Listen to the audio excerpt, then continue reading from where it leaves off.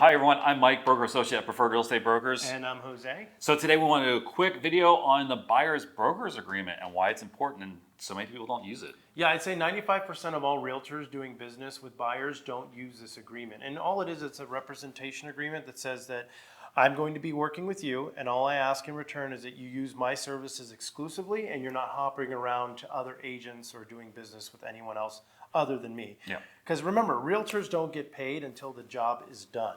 So we may spend weeks and months and hours working for that client, and we want to make sure that after all of our work is done, that customer doesn't end up working with some other agent and then all of our work is for naught. Yeah, so it resolves a few different issues. First issue is maybe a new home builder that doesn't pay any commission. You have an agreement already that the buyer is going to pay you that commission, and you can possibly negotiate that the new home gives a credit of maybe $10,000, and that sort of covers your commission. Also, some other listing agents may only give you like 1.5%. Yeah. Or we're seeing some of the bigger places giving like $100. Or say one of the buyers goes and finds a for sale by owner that they absolutely love, but they don't want to do business directly with the owner of that home. They still want representation. Well, of course, they could use your services. You go and negotiate, you write the contract, all the tools that are necessary to close a deal. And of course, that buyer brokerage agreement will guarantee you your commission. Yeah. So some of the issues I think with people not doing it is that some buyers are hesitant on signing anything with an agent, especially an agent they don't know. Mm-hmm. So is there any way to possibly overcome that? Yeah, so typically I always tell a buyer's agent, particularly somebody who specializes working with buyers, that they should do a buyer consultation. Bring the customers into your office, meet with them in a conference room, explain to them the process of buying the home and what it's like to work with you, how your customers in the past have enjoyed working with you, show them testimonials, tell them a little bit about what they're going to expect in a transaction, and say, listen, we're going to go out, I'm going to show you a handful of houses. After we're done looking at houses, I'll come back to this buyer brokerage agreement, and at that point you could determine if you feel comfortable working with me from here on out. So instead of just putting that in front of them the second you meet, build a rapport and a relationship with them and then circle back around to that later on. I think it's a more appropriate way to do that. Yeah, so it's definitely easier to get someone to sign that if you have a relationship with someone first.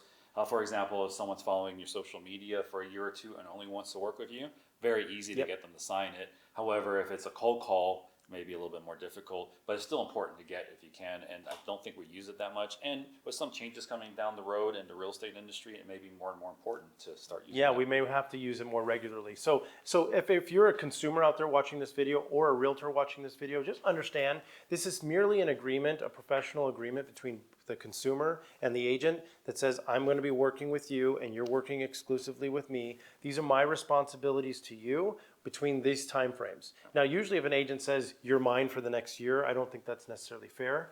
But I think, in my opinion, hey, buyer, if you could commit to working with me for the next 3 months, 90 days, let me do everything I can to find you the perfect home. And if I can't find you the perfect home in the next 90 days, sure, you deserve to move on and find a house with whatever realtor you choose to work with.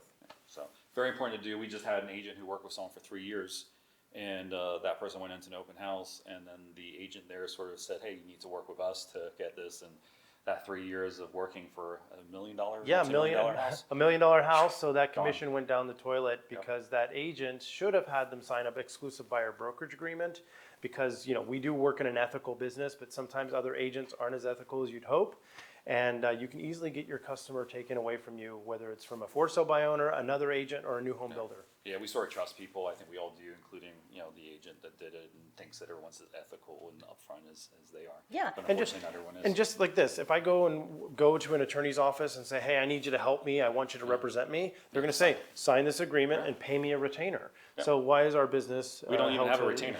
Even though I've heard of some realtors actually asking for a retainer, you can ask for that, but I don't recommend it. But so your business shouldn't be held to a different standard. Your time is important to you, and that time taken away from your family or other clients can make the world of difference as far as what you're looking at on an annual basis. So use a buyer's broker's agreement. Yep, there you have it. Take care, guys. Take care. Bye.